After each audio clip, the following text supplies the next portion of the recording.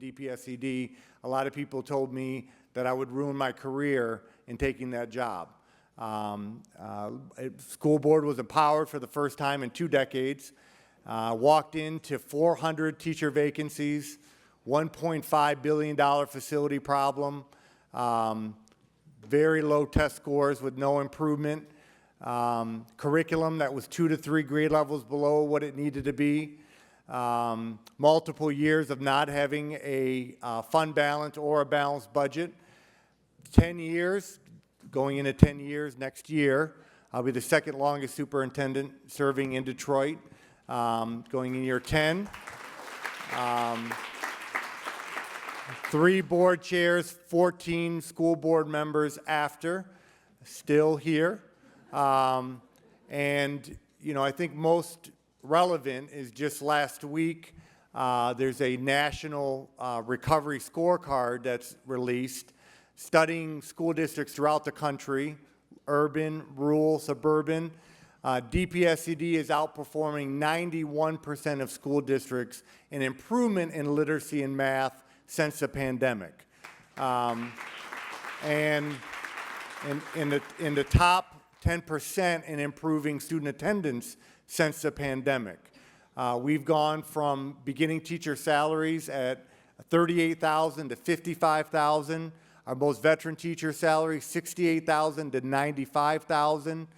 We're making a $700 million investments in brand new Cody High School, Pershing High School, 3 new K-8s. All of our schools will have HVAC, modern HVAC systems. Yes, kids in 2026 need air conditioning, so do staff. You need air in your place of employment. Our kids need air. Yes, I know you went to school, you didn't have air conditioning, but you know, it is part of the modern experience. We do shut down schools because boilers break today. We shut down schools because water might not be going to our building. We shut down schools when it gets over 85 degrees because it's 95 degrees in schools. And so major investments there. We've gone from 400 teacher vacancies now to about 12, 14, 24 vacancies, only in special education. And so I say all of that because whatever statistic you look at, graduation rates now at 83%, only 1% away from the state average in Michigan. Over 65% of our kids are involved in college-ready classes, do enrollment, advanced placement, or career tech. They're passing it at 95%. M-STEP, SAT, all narrowing the gap between the district and the state. We're introducing high school redesign with next year's freshman class, where we'll not only offer the Michigan Merit High School Diploma, but offering a diploma on honors, so taking advanced placement, do enrollment, a career diploma for passing industry certification exams in plumbing, carpentry, nursing, firefighting, police.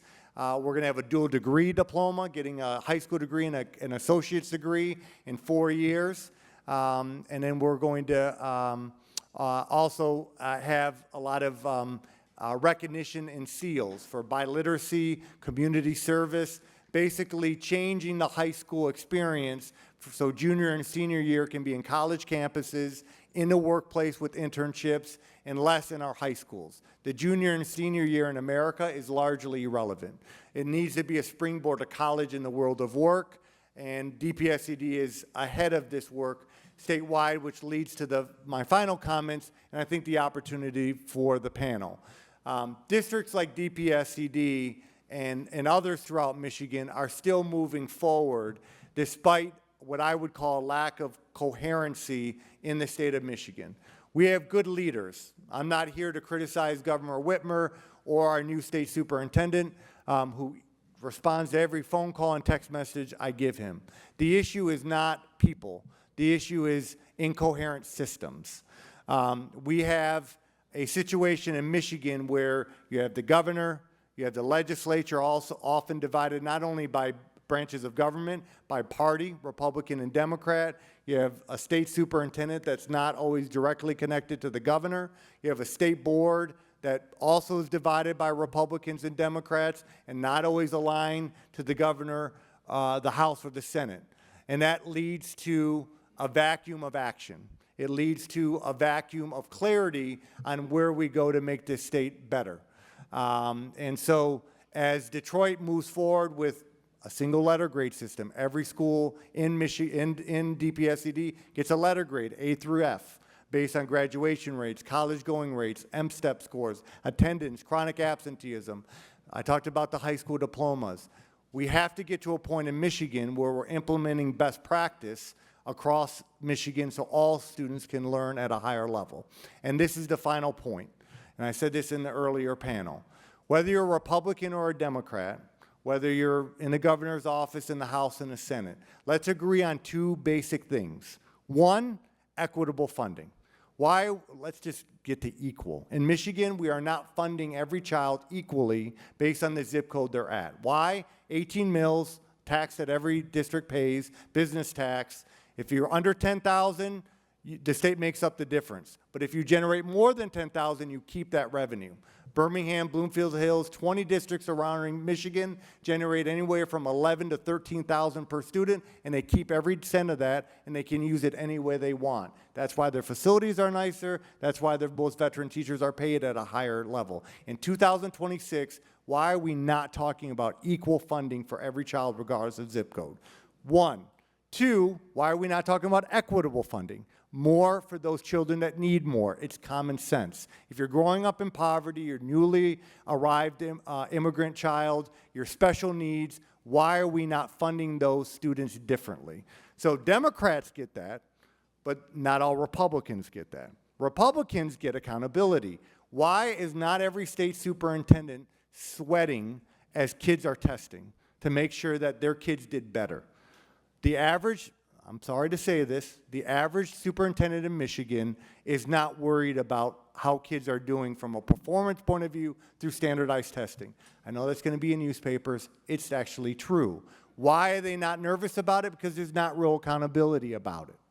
So they do care. Maybe I framed that wrong, but it's not driving their work from an input to an output situation. So how can we take what Republicans are right about, more accountability, more transparency on student performance, more incentivization and penalties and consequences, and match that with equitable funding? As I always say to our principals, teachers, is every degree of accountability should come with an equal degree of support.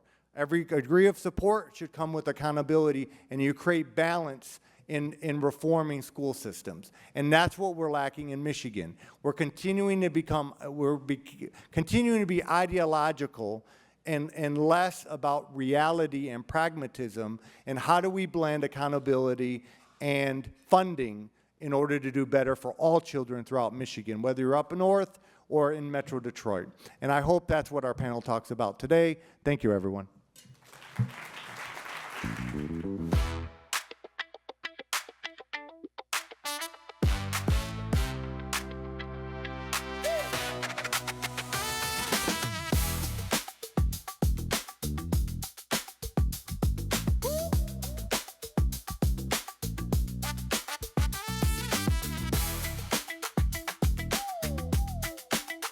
Please welcome President and Chief Executive Officer of the Skillman Foundation, Angelique Power.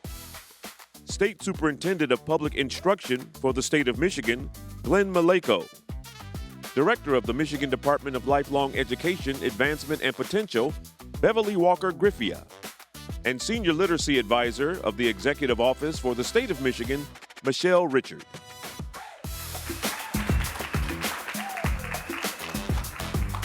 Everybody. Can everyone hear me? Thank you for joining us. Dr. Vitti, thank you for your testimony this morning, because you laid down a sermon for us, and we appreciate that. You know, how many were in this room for the last panel? So there's a good amount of crossover. I think it was a nice setup for what we're going to talk about today. Now, our panelists, they're not responsible for shifting the governance structure at the state level, but they do have a tremendous amount of responsibility within their departments, and they've been collaborating with each other in ways that are extremely important and that match what the focus is of our conference, and also is about the how we get things done behind the scenes. It's so important that we are setting up our conference the way that we have. You know, Michigan's house is on fire. When I first heard that, I was like, geez, how are we gonna start a conference like that? But as I sat in the room, I thought, this is factual, data-driven analysis paired with an opportunity to talk about what are the things that we need to change and how do we need to function differently in order to change it. However, there are things that are working. You heard some of it from Dr. Vitti on the panel. You heard from Dr. Moji and Jeff Donofrio. There are things that are in motion. And so the worst thing we could do is walk away from this conference and think the same thing we've thought over the past 20 years, which is nothing's working. Let's throw it all out. Let's have a quick fix. Let's start from scratch. This is actually such an important moment to recognize that Michigan is a place of makers. Yes, autos, and yes, tech startups, and yes, award-winning riverfronts, and yes, music that changes the world and changes the culture. But we are also makers of bridges to each other in this purple state. We have to be to get anything done. And so there's been some incredible bridging that's happened between these important education players. And what we want to do for this panel is ask tough questions, but also listen to real answers about what's happening, what's working, what are some of the issues that we still want to address, and what does the next governor need to know on day one about how to do it. So thank you for joining us today. Thank you to the folks that are watching online, the Skillmanites that are watching, having a watching party at home, and anyone who's streaming in. Audience, we're going to save time for questions. We know in each of our sessions, you all have so much to say, and so we're going to save time so that we can come to you. We're joined today by Dr. Glenn Maleyko, who is the state superintendent, took this role at the end of last year? Yeah, early December. Early December, has 30 years of experience in public schools, most recently superintendent of Dearborn Public Schools, where he set records for literacy achievement as well as high school graduation rates. Dr. Maleyko has served as the president of Michigan Association of Superintendents Administrators, a member of the National Superintendent Governing Board, known for his collaboration, which is extremely important in this role. And are you known for your hockey playing? Yeah, I still play. I still get a few injuries too. Okay. So I'm always on the puck forechecking, by the way. Yes, 150%. there will be some hockey analogies used today. So for sure. Also joining us is Dr. Beverly Walker-Griffea, director of MiLEAP. MiLEAP was established by the governor in 2023 to bring cohesion across the education spectrum, really focusing on pre-K all the way to college and career. Dr. Walker-Griffea brings deep experience in education policy as well as in college administration. She was most recently the president of Mott Community College in Flint. She made history as its president emeritus, first female, first African American in that position in the 100-year history of that college. Welcome, Dr. Griffea. And we're joined by Michelle Richard, who is the governor's senior education advisor. Michelle brings extensive experience designing education policy and implementing education policy, the link that is often missed between what happens at state level and then what moves locally. Michelle has experience in both, as well as in building cross-partisan coalitions, which is really what we're talking about today. Michelle was the founding director of MiLEAP also. So join me in welcoming our panel.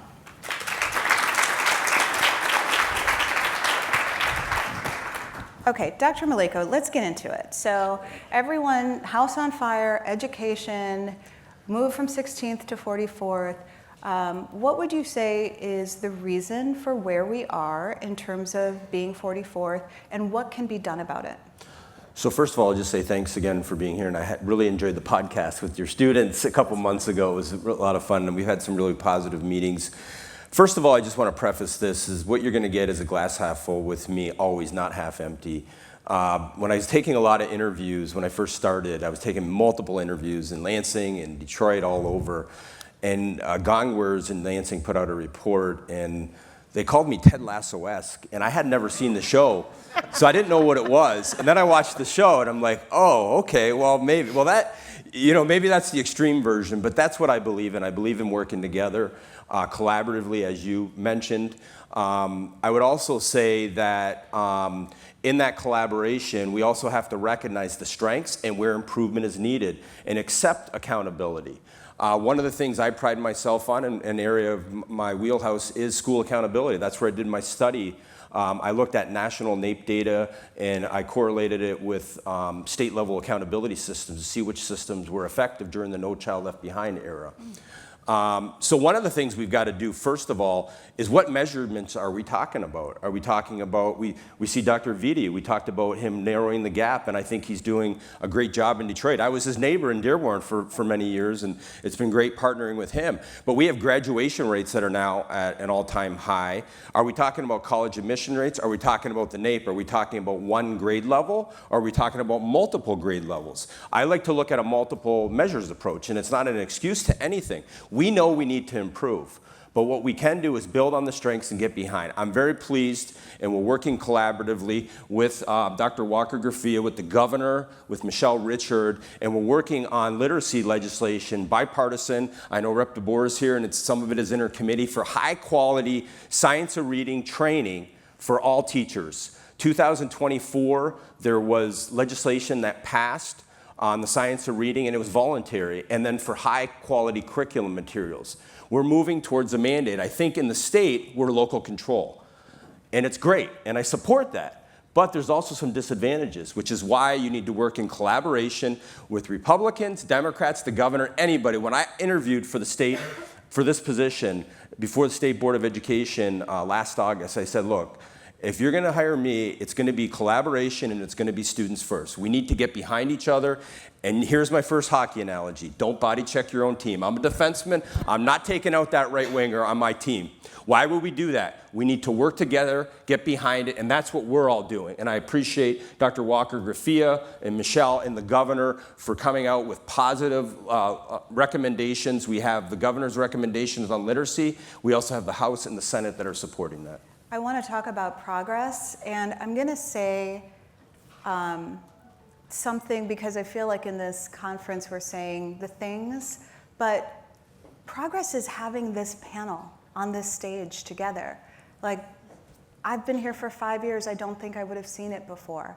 But there's so much work that has been happening between these folks, not for a conference or a panel, but because kids are centered, students are put first. And so, Michelle, talk to us about other progress that's happening. Yeah. I appreciate the framing for the conference about saying, our house is on fire. From my vantage point, two things can be true at the same time. One, there is no doubt that we have more work to do. And two, rooms of leaders like this one and all across the state have come together to make really meaningful progress for kids. Michigan is a better state today to be a kid than it has been in the past decade. A few examples. One, we've doubled enrollment in pre-K across the state. Today, if you're a 4-year-old in the state, you can enroll in pre-K at no cost to you and your family and have a high quality running start into kindergarten. That's incredible. We have made significant progress, more to do, on weighted student funding so that we continue to recognize the different costs that school districts experience when they're serving kids with a variety of needs. We feed every child breakfast and lunch at school at no cost to their family if they choose. We're investing in mental health. We're supporting school safety. We're continuing to talk about what happens for our kids after high school and making strategic investments. Today, if you graduate from high school in Michigan, you can attend your local community college at no cost to your family. Pre-K to post-secondary, that is a seismic change in how we think about public education in this state. And while we can say, yes, we have a lot more work to do, we need to be able to also recognize that that progress is meaningful and real for kids and families all across the state. Obviously, our job isn't just to produce opportunities for kids. We also need to see hard data. It's why you've continued to see the governor partnering with the folks on this stage here and with many of you in this room and beyond to say, we're not doing enough on literacy. We have more to do. We're going to talk a little bit more later in the program about that, but I am definitely feeling momentum, and I'm waiting, and when I look at the data, to see that hockey stick where we start to see momentum and change, because I know what kind of work has been happening all across the state to build a foundation that is stronger and that can deliver faster and more effectively for our kids. Thank you. I don't know hockey at all, so I will not be offering. We're here for you, Angelique. Yes, I have nothing to say on that matter. But Dr. Walker-Griffea, really what you do is focus on cohesion with this continuum of pre-K to college and career, post-secondary. Can you talk to us about how you create that and what structures you might need to sustain this work going forward? Certainly. I'd like to start with, there's no better time than now to be in Michigan. As you've heard, there's so much going on with the benefits. And one of the issues that I have found since I've taken over leading this is that our Michiganders don't know. They're not getting that information so that they're able to participate and enjoy the resources. It was a great vision for the governor to say, you know, we're not going to do this in little pieces anymore. We're going to put together a continuum for Michigan so that everyone is able to get the resources, the support, all of the funding that they need from birth all the way to getting a credential. When I am in other states, people say, oh my gosh, really? That's in one? Yes, it is. It's in one area because we are very intentional with innovation, trying to make sure that we're getting the word out, that we're wiping away, you know, all the red tape, that we're moving forward with eliminating any type of barrier so that our Michigan children have exactly what they need, what Michelle is talking about. How do you do that? Well, you have to work with MDE because it is a continuum of education. And we talked about the house being on fire. Well, the house has been on fire for a very long time here. And us recognizing that that's happening, this has been a moment for Michigan to say, we're not going to do it this way anymore.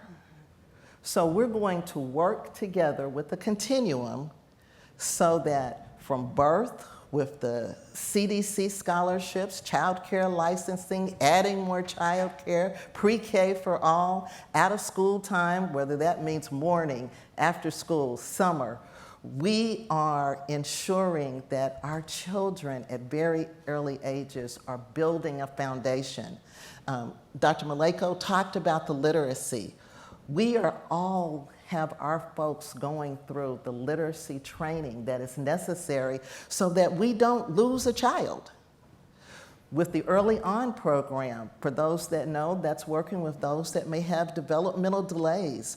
We are constantly working to ensure that we have the equity with one child at a time getting exactly what they need in the classroom, outside of the classroom, being prepared for post-secondary credentials, because remember, we have as a state a 60 by 30 goal, and the only way to get there is to start at the bottom with the foundation, with our families at birth, and helping them to understand the importance of education, moving them through, getting to those dreams, getting that credential that's going to get them a job.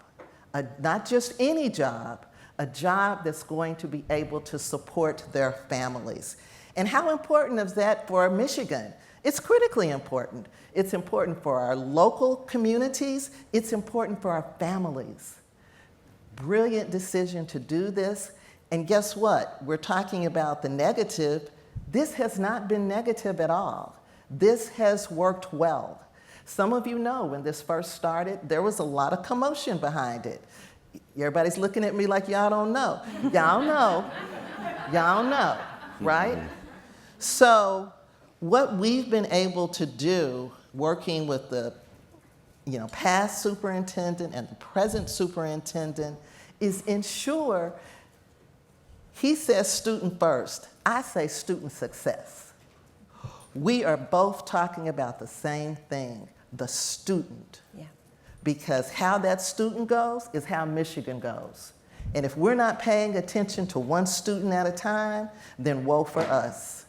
But guess what? We get along, we have a great relationship, our people work together and meet together and share wisdom together, and we are moving this together because this is the best time to be in Michigan. Thank you.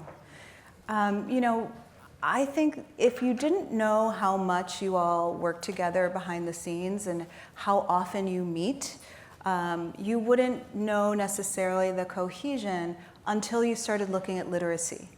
And I think many of us noticed that there was like a collective step out around literacy that happened this year. Michelle, do you want to talk to us about not just what you all are doing on literacy, but how you guys are collaborating on it? Absolutely. We know that Michigan is strongest when we're focused and we're working together on a shared problem. And literacy is a great example. I've worked for Governor Whitmer in a number of different education roles alongside all of you. And last year, she said, we need to dial up our work on literacy. I'm seeing the test data. We need to do more as a state. What does that look like? And I hit the road with all of you to say, what does that look like? What are we doing locally that's working? What can we steal from other states? How can we learn from leaders at this table to be able to reflect not a Governor Whitmer plan, but a Team Michigan plan? And the goal that all of you set forth is really clear. We want every child to read, period. We want them to be strong readers, strong writers, strong communicators. And if we're going to do that, we need to make some big bets on what we know work. And the way that we have been framing that has been around 3 pillars. First, early starts. Second, proven methods. Third, extra help. We all know in this room, you came to the session because you know that our road to improving literacy doesn't start in kindergarten. Investments in supporting families early on, through pre-K for all, matter a ton so that we can have children walking in the door in kindergarten ready to run.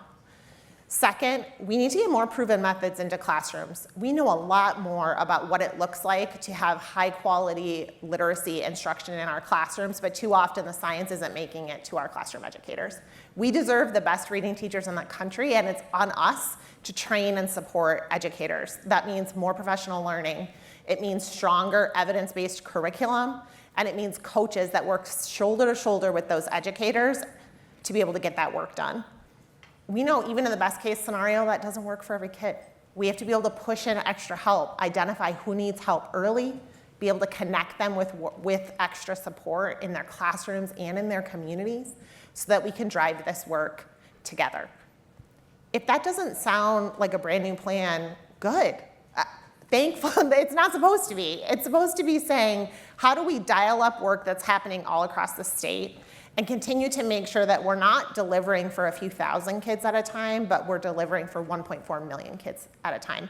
That is what is called upon us. And I think the power in this moment is that the work isn't happening in silos. The governor rolled out that strategy. We immediately got to work with the legislature, Democrats and Republicans, to say, how do we fund that strategy? We've been working with MDE and with MiLEAP to say, how do we operationalize that? We now have a statewide action plan that says, here's how we take those big picture state goals and get them into 48,000 classrooms, K-5, across the state. That's what it takes to really be able to deliver progress. And when we can have that shared vision, that aligned plan, and an implementation strategy that divides and conquers so that we can move together faster, I see real opportunity and power in that, and it gives me a lot of hope and confidence for what we're able to do on literacy. And then, the next student outcome that we need to focus on, we know things like math, STEM. Nobody wants children who can simply read. We want them to be well-rounded individuals. But this work is really only possible when we pull together, focus, and are in it for the long haul. I just want to lift that point, which is so important, because what we're hearing a lot is that at the state level, we need governance changes. That's what we heard in the last panel. You hear it around. And in this moment, what we're seeing is that vision, that cohesion, that collaboration, and that implementation. Regardless of that, and leaving that aside for now, you all are doing that without that. And that's not to say it doesn't need to be considered. It's kudos to you guys for figuring out how to make this happen, to work within the structure that you have. So, Dr. Beverly, you mentioned the sign, that your sign would say student success. We are all talking about students, we're all talking about youth, and they're not here. They're not in this room, they're not on this stage.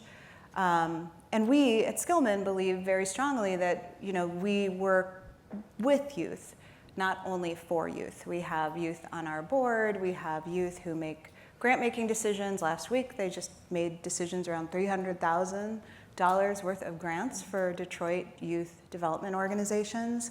And Dr. Maleyko, you are also very committed to student voice. You literally carry a sign. I believe it. It's not just a motto. Students first.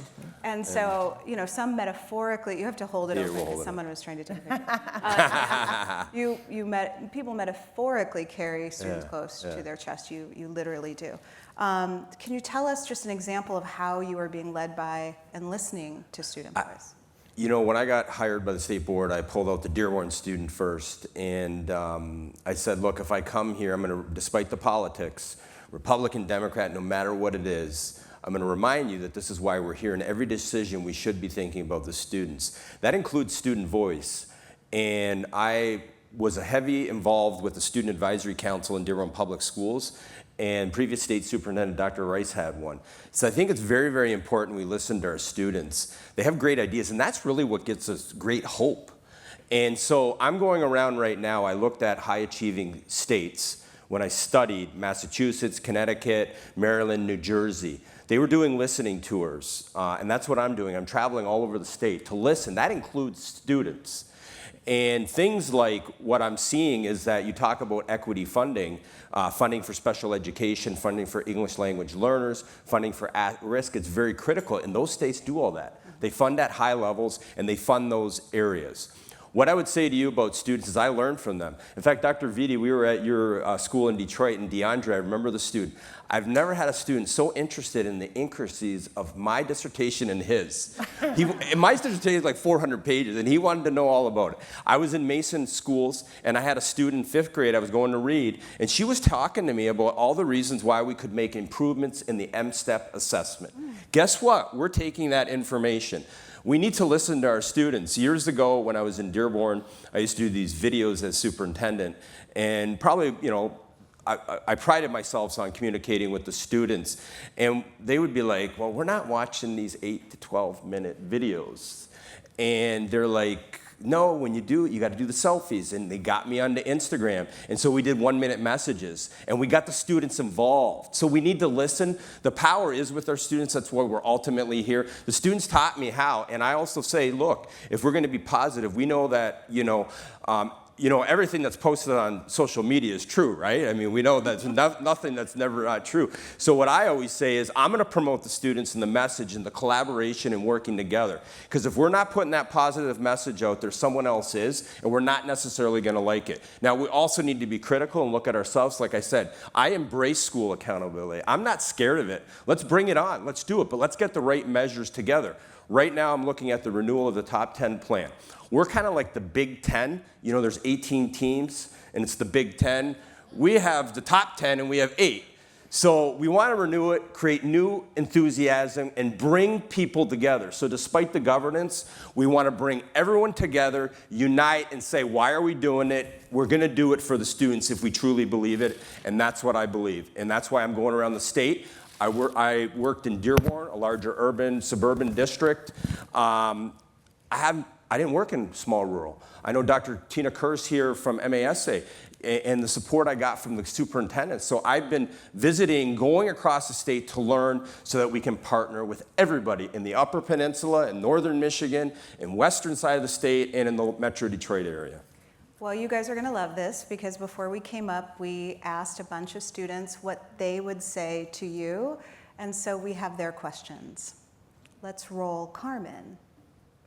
Hey guys, my name is Carmen Watkins and I'm a sophomore student at Henry Ford College. As a high schooler, I needed help navigating my future. Unfortunately, we don't have enough counselors to help us understand what tools and programs are available to us, and many of my peers are being left behind because of it. I am fortunate enough to be involved in Life Leaders Detroit, but I know many others are not. So my question to you guys is, what will be done to ensure that young people like me receive the support necessary to advance in our educational journeys and prepare us for careers that will help us thrive in our city?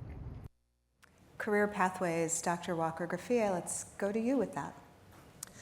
So I would start with, sometimes there's a disconnect where we are doing things and the student doesn't recognize that this is a part of career exploration. What I always say is that career exploration starts at the very beginning. It starts from birth. When you are talking about the literacy efforts that we're talking about, we are encouraging, through our family centers, how to read, what types of books to select. It starts there where you're learning and the child doesn't even really understand that they're learning about a new world. It moves through, to the pre-K and the child care situations where they're doing developmental play and they're doing the role playing. I know that I've visited in this role several centers, and some of the cutest things are when they are running around and dressing up and playing like they're, the post person or the cosmetologist or the business person or even the teacher, right? All of those kinds of things are really helping us with the career exploration, that they're starting to sort things out. When it moves to, the in-classroom with the MDE and then the out-of-classroom with MiLEAP, we are working together to show that we are, from the K through 12, perspective, outlining different kinds of curriculum that introduces them to the future work, to mentors, to examples of how they are developing their skills, their talents, their strengths, and they're moving through these things and sometimes don't recognize how all of that is adding up, so that they're saying, I like this, I don't like that, I don't want to do that. It takes me back to my child when he told me, I was a single parent and I was having a day, and he told me, Mama, just go work at McDonald's. Work at McDonald's and we can have all that we need because we can get all the McDonald's burgers that we can have to eat and everything will be okay, right? In my heart, I'm just like, yeah, that's a good idea. It's better than what I'm feeling right now. But I'm saying that to say that, you get to role play all of these different things. And so when you start making those decisions about what we want, the 60 by 30 goal is for every one of our students to move forward to get some kind of a credential. They start having those ideas because we're supporting each other on both sides. I know that with MiLEAP, with the out of school time, we introduced them to NASA. They got to work with astronauts. Those that may have not known they had any kind of science abilities were creating projects that I got to see that were just awesome. And now they have this confidence that they may not want to be, because some told me, yeah, I don't want to do that. But I have learned I want to do this. And so all of that is moving forward to help them to make those selections so that they are prepared a little better when they come out of what do I want to do. And why is that important? Because the jobs of the future, you have to have a post-secondary credential.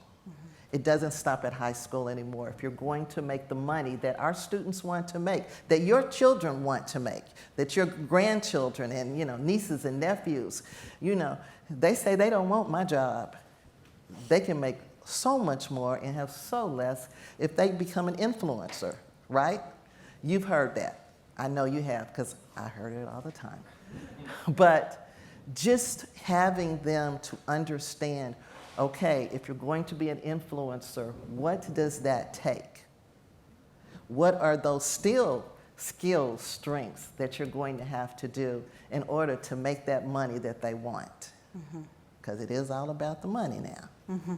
So we, as educators, I think just have to open up and devise more innovation where they understand that all along, from the very beginning, they are learning more about themselves, more about the world of work, the careers of the future, so that they are on the path to picking things that they're going to work well with, but also picking things that they're going to make the money to build and help support the Michigan's economy. Thank you. Detroit Future City actually just released a report last week about career connections, and they have infused labor market data as well as conversations with stakeholders, including youth. It is worth checking out. Let's have another clip from Izzy. Hi, I'm Izzy Antea, and I'm a senior at East Lansing High School. A lot of jobs want experience, leadership, or initiative, but how are students supposed to get that if school doesn't really give us a chance to practice? Michelle. Thank you to Izzy for the question. I think a lot of young people around the state have their eye on what's next. They know that high school is not the end, and they're thinking about what their future looks like. And I'm grateful that they're continuing to push us, and that leaders like all of you are continuing to say, here's what employers demand, and here's how we can continue to adjust our high school experience to get children the types of experiences that they need. We obviously want kids to have skills and content knowledge, and we want them to go further than that. When we talk in the literacy space, I always use a really simple example of our goal isn't that you can read the word frog. Obviously, we want you to be able to decode words so that you can read the words on the page, but what we're really working towards is having creative problem solvers who can solve problems that we don't know exist yet, who can take in information, form an opinion, have a debate. That type of experience, that deep experience with content, is something we want not just in literacy, but in math and science and CTE. And I see high schools and leaders all across the state continuing to say, what is next? How can we offer more of those experiences inside of our classrooms? It's why I see stronger partnerships between our K-12 schools and our post-secondary institutions to continue to looking at things like dual enrollment, early college experiences. And I know it's why people are continuing to say, how can we make sure that students leave high school with a plan? We've talked on this stage about opportunities that are available to be able to lower the cost and continue to connect students with skills. I can see our friends at MCAN over here, and grateful for their partnership, and so many others who are saying, how can we stand shoulder to shoulder with high schools and make sure that students leave knowing what is next, and that journey includes a post-secondary credential that sets them up for a good paying job right here in Michigan. And I'm looking forward to continuing that work with all of you. This makes me think of Launch Michigan and the Michigan Education Guarantee, which is really focused on how we better connect business and careers to young people. We heard a little bit about it on the stage last time, but if you don't know about Launch Michigan's Michigan Education Guarantee, look it up. We have one more question from Emily, and I'm going to ask for really quick answers from our very thoughtful panelists because I want to get to audience questions too. Hi, my name is Emily Maciel, a sophomore at Cass Technical High School. Schools are expected to prepare students for academic success, graduation, and life beyond the classroom. Yet many students struggle to meet grade level expectations. What is being done for the students who are falling behind? Dr. Maleyko? Yeah, so I'll say at the Michigan Department of Education, the challenge that we have is we have compliance things, but we also have to partner and collaborate. I know we have Dr. Severson here from ISD Superintendent's MAISA, and we have Dr. Walker-Griffea and Michelle. We need to work together. In fact, when I was doing the listening tour before I start, Michelle contacted me back in like October before I officially started and said, look, we need to get on board and work towards this literacy summit. That was my second week on the job. We had the literacy summit jointly with the governor in Detroit, and first setting the tone of collaboration and working together. And what did that set up? It set up for high quality curriculum material access for students. It set up science and reading training for teachers. And when I talk to teachers about the letters training, they get emotional when they say, I wish I would have had this years ago. It is making an impact on my students. The other thing, in all three budgets, we have literacy coaches between the Senate, the governor, and the House. Intervention at a high quality during the school day to meet the needs of those students. But again, you can't do it if you're not working in collaboration, and that's what we're all doing here, and I know we want to work with all of you. We still got work to do, and we encourage legislation to get passed so that we can move forward. So Dr. Vitti talked about equitable funding and the need for it. There are some things to lift. We have the Opportunity Index now, and shout out to Ed Trust Midwest. Brian Love is here. Shout out to you. This is a weighted funding formula so that students who need more get more. We are at the highest per pupil allocation that we have in Michigan's history. And we know that we need more. I also want to shout out 482 Forward, which is an incredible organization that really brings community voice and community power into policy conversations. The thing with the Opportunity Index is that it also ensures that students who are English language learners or students with special needs have more support. We have great folks working on this from Autism Alliance. Nikki Hamp is here. Thank you for that. So when we think about this, we often make the argument like this helps kids who need more. But the reality is that it helps all kids when you pour into kids who need more.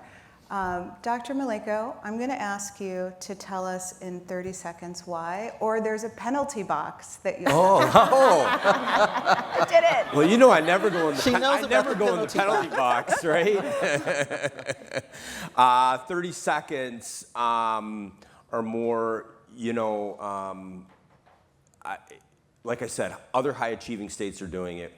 We talk about other states. We know there's a path to making this work. We need to do it. I was proud to be part of an English language learner advocacy group across the state. And why did I do that as Dearborn Superintendent? It was to advocate for those students because we all win when all of our students are successful. That's right. Okay, let's open the floor. What questions? We wrote them. We wrote our questions down. Okay, so is there a plan to immerse school counselors to provide support to students? Decreasing number of students per counselor to create more personalized support. Is there a plan? So we support counseling. I know it's a challenge, and speaking as a local superintendent, it was always a challenge when you get into budget areas. But social emotional learning is very important. And I know at the state, we have this early warnings intervention model that we're sharing ideas across the state, and we have individuals that come for best practice to provide support. In the Dearborn Public Schools, I had implemented a graduation intervention model, which was basically a counseling model, and tracking each kid to make sure that we found out exactly where they were. We had a 95% graduation rate over multiple years, and I had 73% college admission rates. That doesn't even include the CT. I want to bring those things to the state. Dual enrollment, 3,800 students in partnership with former President Russ Cavaluna at Henry Ford College, saving $20 million in tuition for parents a year to give kids an opportunity. So the plan is to get more career tracks in CTE. When I was in the Upper Peninsula, I went straight across from Detour all the way to Bessemer and Ironwood, and I actually crossed the Wisconsin border. The only problem when you get into Marquette is you got a lot of Packers fans. That's the only thing I didn't really, I'm a diehard Lions fan. So CTE programs, that's another avenue for students, and so we got to get them into career areas, and they're very proud of those programs across the state.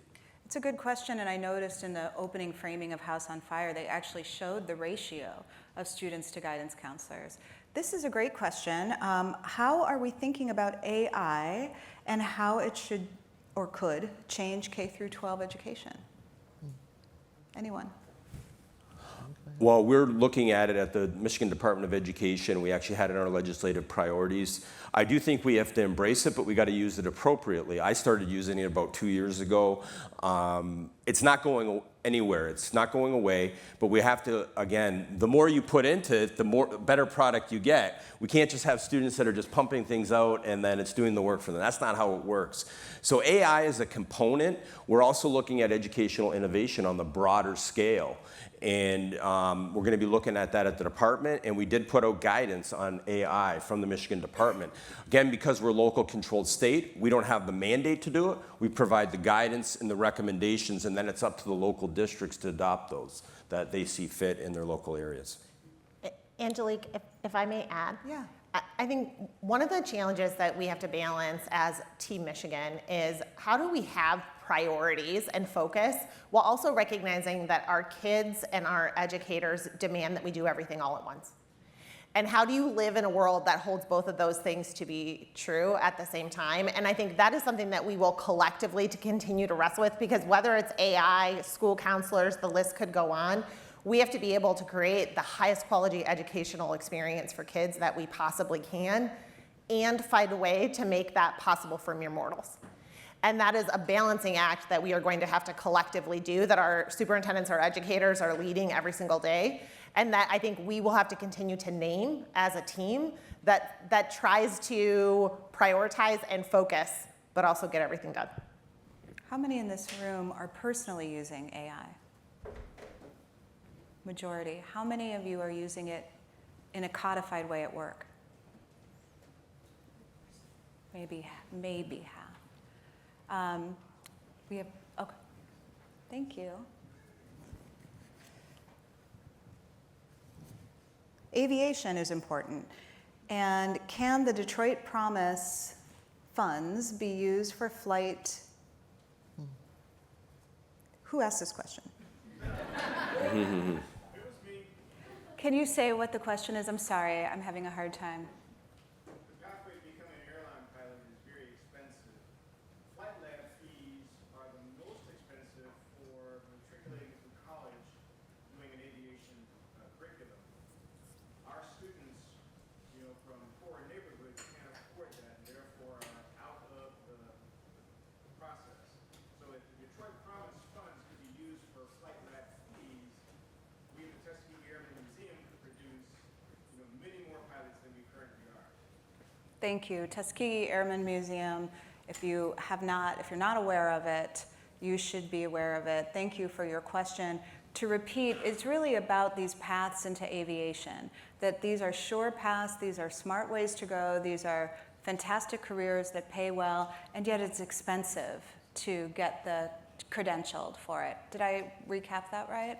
Perfectly. And so Detroit Promise, this program that offers free college for Detroiters, how do we maybe widen the aperture so that it could be used for some of these credentials? Is that something you all tackle in any way or think about? Well, I would suggest, just because I've worked with Promise programs before, is that, working with the governing board for the Detroit Promise to talk about the equity that's needed there and looking at restructuring the amounts of money that can be set aside for X amount of aviation students. But it has to come from that governing board that they would allow those types of decisions to be made. Mm-hmm. It's a really big, important idea. And we want more to take advantage of the Detroit Promise, so that might be a way to do it. We have 4 minutes left. No one else has a question, because if not, I have one more. Okay, so we have a gubernatorial race that's happening that has, what's the word I'm looking for? Gotten smaller recently. And so what's interesting is that the candidates have all come out saying that education is one of their top priorities, if not their top priority. I'm sure you all are paying close attention, as we are, to what the plans are. and how feasible they might be, the impact it would have on your work and your partner's work. So day one, the new governor comes and sits down with you and says, tell me, what do I need to do in this role? Well, We're going to go down the line. This way, or? We'll start with Okay. Collaboration and working together. We're showing an example right here is why we have to do it for the sake of our students. If we want it to work with our complicated systems in state government and local control, we need to work in positive collaboration, again, to put students first. Pop that out again. I caught the mic. I did that in an interview yesterday with Channel 4 too, so that's the only problem with these things. So.